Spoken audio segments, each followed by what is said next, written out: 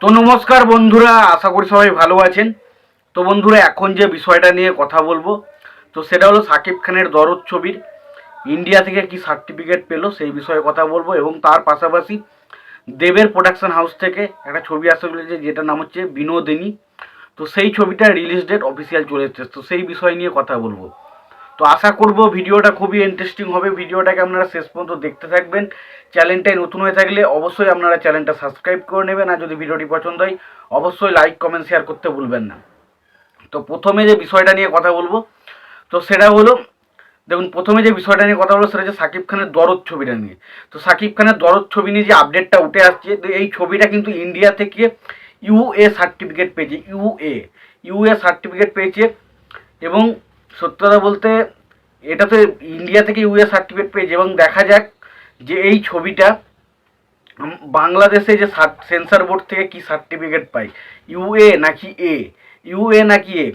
কিন্তু আমরা যেটা দেখেছিলাম যে সাকিব খানের দরদ ছবিতে কিন্তু প্রচণ্ড পরিমাণে ভায়োলেন্স রয়েছে, এবং প্রচণ্ড পরিমাণে তাকে রক্তাক্ত অবস্থায় আমরা দেখেছিলাম। তো এত কিছু থাকার পরেও সেই ছবিটাকে ভারত থেকে যখন ইউএ সার্টিফিকেট দেওয়া হয়েছে, তো বাংলাদেশ থেকে ছবিটা কি সার্টিফিকেট পায়, এ না ইউএ সার্টিফিকেট, তো দেখার মতো বিষয় হবে।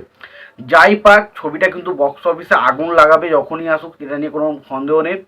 তো দরদ, সাকিব খানের তুফানের পর মাস্ট অ্যাওয়েটেড মুভি হচ্ছে দরদ। তো দেখা যাক দরদ ছবিটা কবে রিলিজ হয় এবং কবে ছবিটা সেন্সার বোর্ড থেকে সার্টিফিকেট পায়, সেটা দেখার মতো বিষয় হবে। এবং সে সার্টিফিকেট পাওয়ার পরই আমার মনে হয় খুব শীঘ্রই ছবিটার রিলিজ ডেট আমরা জানতে পেরে যাব। তো দেখা যাক কবে, খুব শীঘ্র, আর খুব শীঘ্রই মনে হয় ছবিটার একটা সেন্সার বোর্ডের থেকে সার্টিফিকেট খুব শীঘ্রই আসতে চলেছে। তোমাদের মতামতে কি কি সার্টিফিকেট পেতে পারে বাংলাদেশ থেকে, এ না ইউএ? তোমরা অবশ্যই কমেন্ট বক্সে কমেন্ট করে জানিও।